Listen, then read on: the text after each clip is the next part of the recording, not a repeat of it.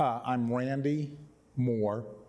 I'm the Vice President of Strategic Programs for American Water. I've been with the American Water System for 45 years. Grew up in the inner urban area in Indianapolis. I spent a year in college, and then after the first year of school, kind of realized that at that time college wasn't for me. So dropped out of school and started working really with American Water in Indiana.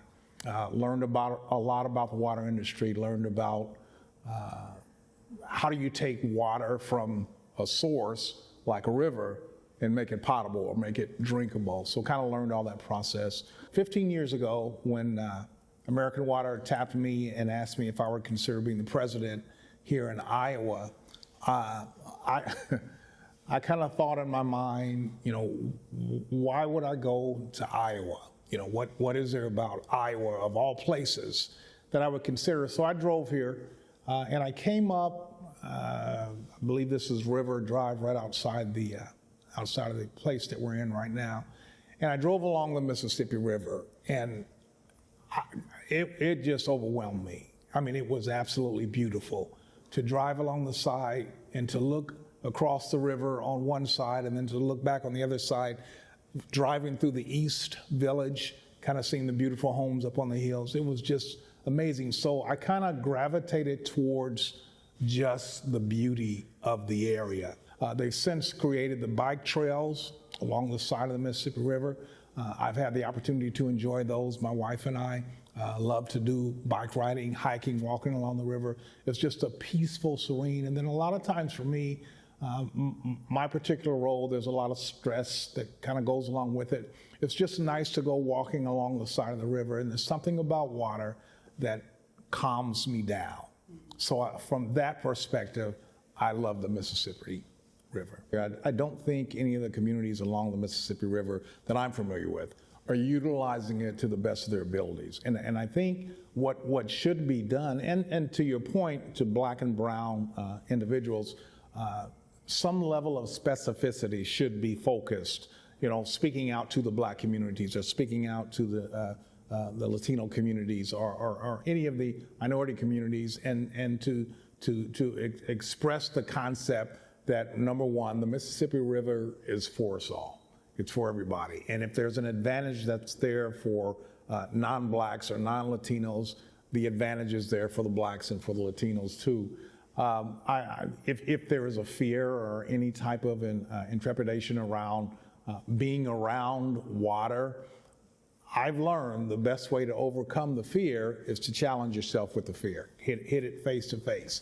And if the communities would provide opportunities, more opportunities, for me, for you, for any of us to get out on the water, if that's rafting, if that's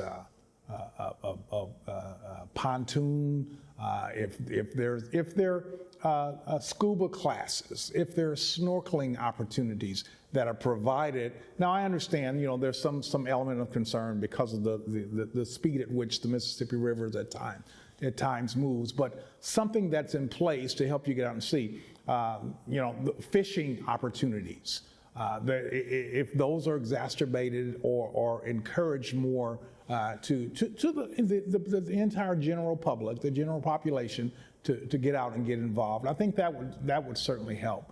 If we can encourage or promote activities on the Mississippi, I think that would be a big encouragement to the community.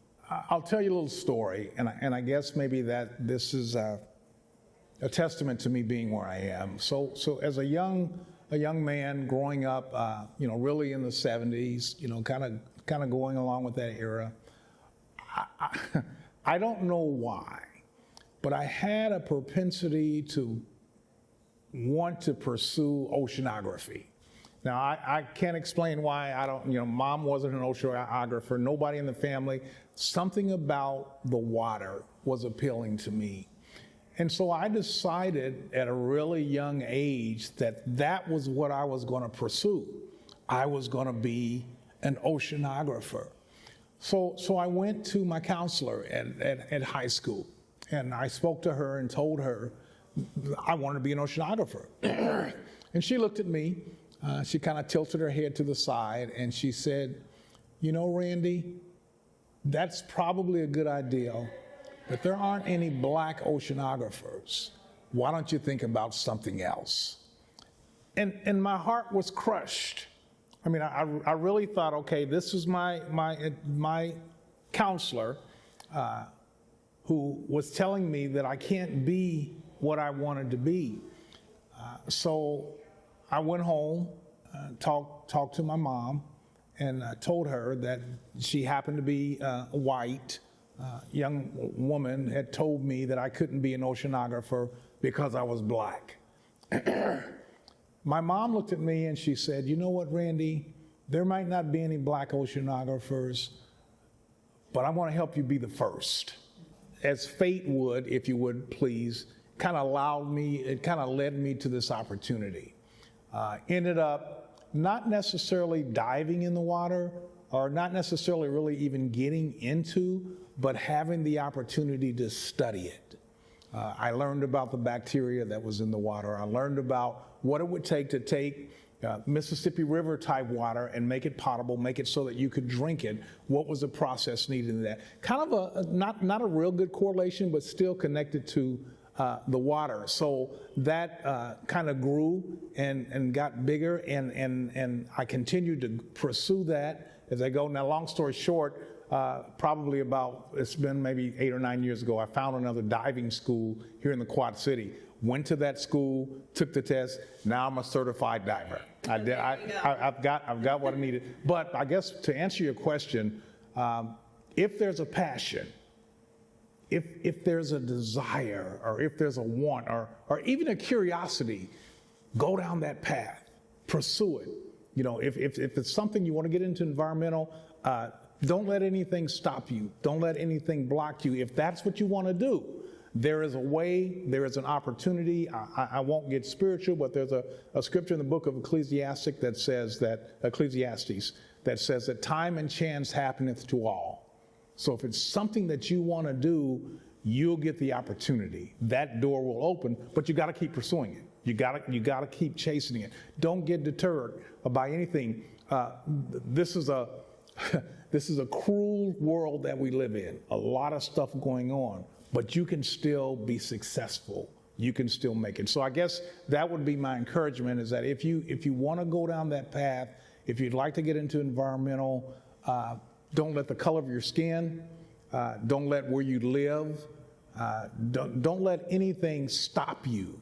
Pursue it. You'll get there.